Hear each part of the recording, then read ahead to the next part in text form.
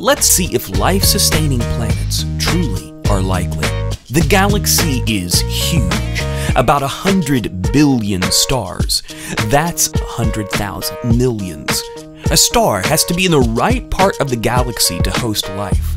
It can't be too close to the center because of the bone-bleaching X-ray and flesh-melting radiation levels. However, it can't be too far out because the heavy elements needed for life are out of stock way yonder in the boondocks.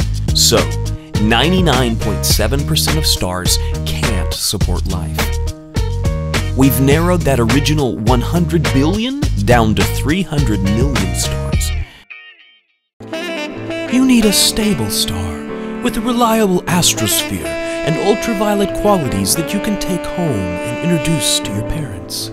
Unless you want to turn all living things into a thermo-mutant toxic sludge, only a yellow dwarf star in its main sequence will do.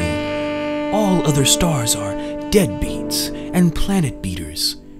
This eliminates 96% of stars as candidates with which life can fall in love, settle down, and start a family.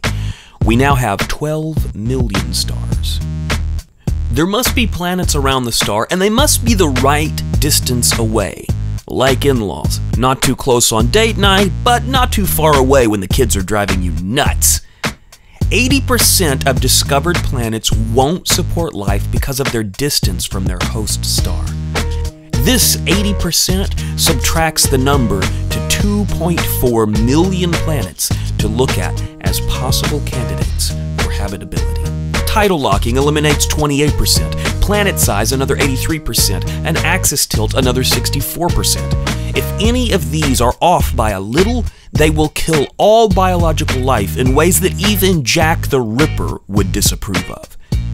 This brings the pool of possible life-sustaining planets down to about 100,000. But we're not done yet. Elliptical orbits, electric wind, and long rotation rates make biological life less likely than an Elvis comeback tour. These criteria shave our number of possible planets down to about 4,000.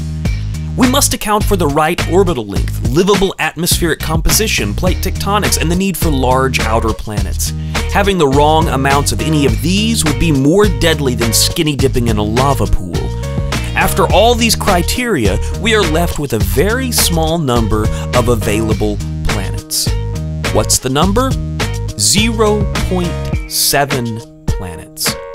Outside of the half-finished Death Star, planets generally come in quantities of one or more.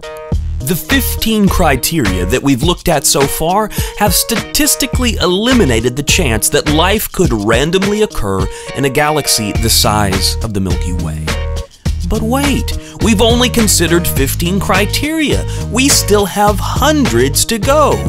Water availability, atmospheric pressure, nutrients, rocky composition, orbital bodies, binary star systems, the rarity of an ozone layer, the unknowns concerning abiogenesis, and about a million other things. Even though we have 100 billion, there are not nearly enough stars in the Milky Way galaxy to make randomly occurring life anywhere near plausible. The more we learn from science, the more we see that this world is incredibly, impossibly, indubitably unlikely. Maybe, just maybe, life-sustaining planets aren't random at all.